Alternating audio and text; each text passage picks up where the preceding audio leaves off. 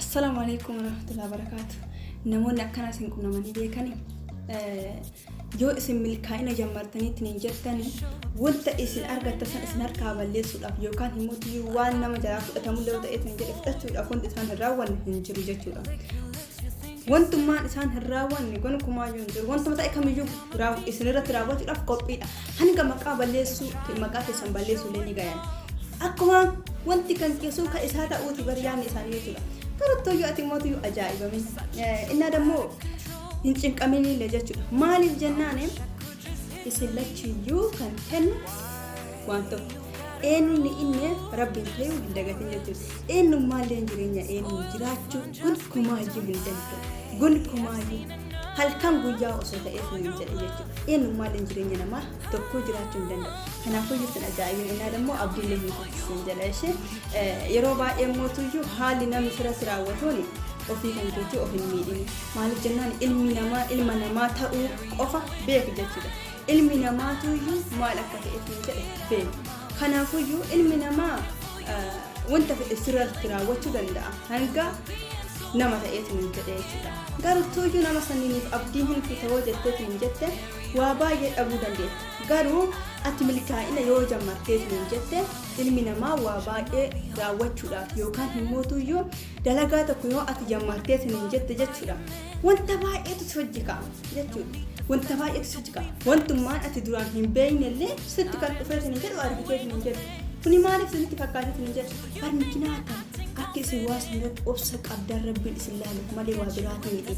Garuu sabartanii yookaan immoo obsa qabaatanii waan sayyoo dabartanii hin jettan wanta tokko dalagas haa ta'u argatumaafillee haa ta'u waasan garuu wantummaa sun isin qunnameef yoo isin duubatti deebitaniitiin hin jettan gammachuma qofa barbaaddu jechuudha.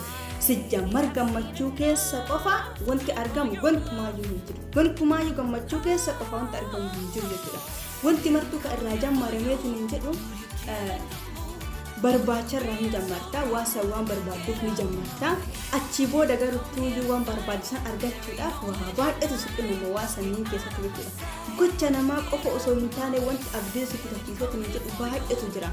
Garuutti ati abdii hin kutin yoo itti amanteetu hin jette abdii gonkumaayyuu gocha namni sirratti raawwatu waan milkaa'ina si bari waan milkaa'ina kan kee ta'eetu hin jedhu yookaan immoo wanta sitti mul'ata qabu horii ni jira mitiiree wanta tokko jammarteetu hin jette mul'ata wanti qabu horii jechuudha. Cadhisteetu hin jiru jettee achitti deemu osoo hin taane ol qabdee gadi qabdee laaltee mul'ata qaba garuu wanti sun ati garuu karaa sanirra gonkumaa hin deebi'in naqunname wanta akkana ta'e jettee mikinaata hin uumin jechoota hin uumin namni tokko yoo waan tokko dhiisoo hedeetiin hin jedhe maal baay'isa isinitti fakkaate akkas ta'e bar ani dadhabeetu hin jedhe astu akkas na ta'e ani waan akkana akkas gochuu hin danda'u gaafa jammareetiin hin jedhu wantummaan kamuu dhumeetiin hin jedhu.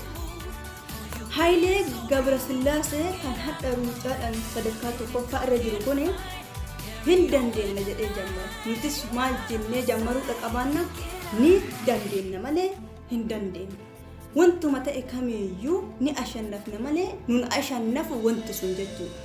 Kanaafuyyuu ati mootuyyuu abdii hin kutin raawwii ilmi namaa sirratti raawwatu irratti gaafa tokko ni milkoofta. Jabaadhu karaa kan kee deemsa kan kee itti fufi hin dhaabbatin dhaaba hin qabdu jireenyi kun hanga gaafa du'aniiti. Atis mootuyyuu abdii hin murin jireenya kan kee irratti ni milkoofta ofitti amanamummaa qabaattee jennaan eenyumaafillee gadi hin jedhin. Ilma namaatii gaafa ati gadi jechuu jammarteef hin jettee sii dhumattee jirti.